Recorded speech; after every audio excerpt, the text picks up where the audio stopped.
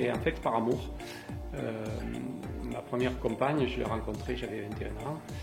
Et elle avait fait un stage chez un potier et c'est elle qui avait vraiment envie de faire ça.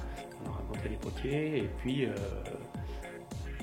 à 24 ans, on a décidé d'ouvrir un atelier. Voilà. Moi, j'ai une production basée sur 2 registres. Un registre, on va dire, disons classique, hein, où je fais des bols, des assiettes, et puis un registre plus jazz que j'appelle.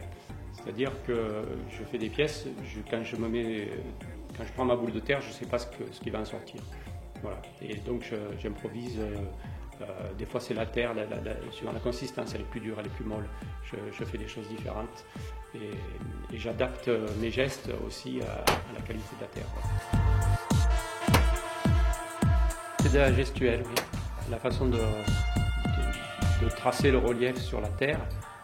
C'est chaque fois différent et c'est quelque chose de très gestuel. Même dans le classique, on varie les formes parce qu'on se lasse si on fait toujours la même chose. Donc moi je varie assez souvent, mes bols ne sont pas toujours les mêmes, les assiettes, ça change pratiquement chaque année, je change de forme d'assiette par exemple. Le registre des bleus, c'est quelque chose qui m'a beaucoup intéressé et donc du coup je me suis un peu spécialisé déjà, on va dire, dans les bleus. Je trouve que j'ai pas assez de temps pour mettre en place tout ce que j'ai dans la tête. Je suis curieux de nature et j'aime bien tester des nouveaux matériaux, donc des nouvelles terres. Et j'aime bien aussi, vous avez vu, mélanger d'autres matériaux, entre autres le métal, mais parfois le bois aussi.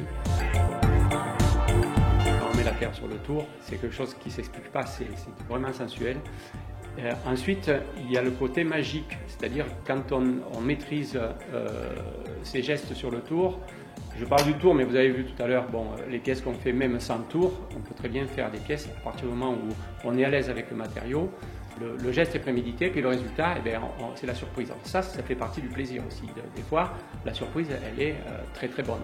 Des fois, elle est moins bonne. Quand on réussit une pièce, c'est-à-dire qu'on l'a bien émaillée, qu'elle est bien cuite et qu'elle sort du four, là, c'est encore notre plaisir. C'est du jazz, oui. Moi, je dis souvent, je suis un potier de jazz.